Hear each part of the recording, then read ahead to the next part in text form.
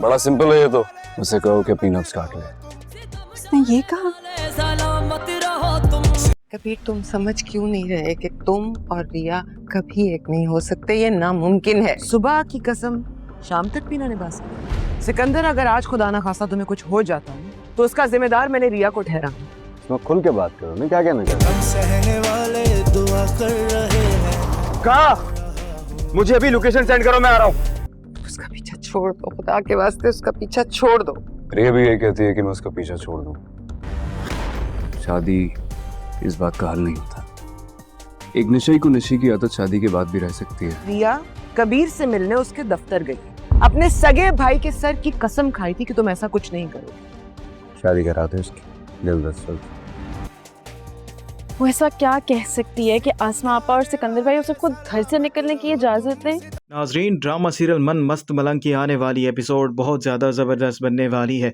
Next episode में आप देखने वाले हैं और अस्मा को ये बात मालूम होने वाली है, रिया कबीर से मिलने उसके ऑफिस गई थी और रिया ने अपने भाई के सर की कसम खाई थी वो आज के बाद कबीर का चेहरा भी नहीं देखेगी और रिया अपनी कसम नहीं निभा पाई होती। और जैसे ही रिया घर वापस आएगी तो आसमा उसे बातें सुनाती और उसे कहती है तुम तो अपनी कल वाली कसम भी नहीं निभा पाई हो। और आसमा सिकंदर को फ़ोन करेगी और उसे बताएगी अगर आज तुम्हें कुछ हो जाता है तो उसका ज़िम्मेदार सिर्फ़ और सिर्फ रिया को ही समझा जाएगा। सिकंदर बहुत ज़्यादा परेशान हो जाता है और आसमा से कहता है तुम ऐसी बातें क्यों कर रही हो। तो आसमा उसे सारी सच्चाई बता देती है और सिकंदर जैसे ही घर वापस आएगा आकर अपनी बहन से यही बात करता है तुम जल्द अज जल्द रिया की शादी करवा दो, मैं नहीं चाहता कि वो मज़ीद रिया से मिले। और कशफ जाकर सारी बात कबीर को बता देती है तो कबीर बहुत ज़्यादा परेशान हो जाता है और कबीर उसे कहता है कि तुम जाकर रिया से कहो वो मुझसे मिलने आए। तो कशफ उसे कहती है आसमा और सिकंदर उसे कभी भी बाहर नहीं आने देंगे। तो कबीर ने तो ये बात मजाक में की होती है कि तुम जाकर रिया से कह दो कि वो अपनी नब्ज़ काट ले और जैसे ही वो अपनी नब्ज़ काटेगी तो उसे फौरी तौर पर हॉस्पिटल मुंतकिल कर दिया जाएगा और मैं भी वहाँ पर पहुँच जाऊँगा। और कशफ जाकर यही सारी बात रिया से करती है।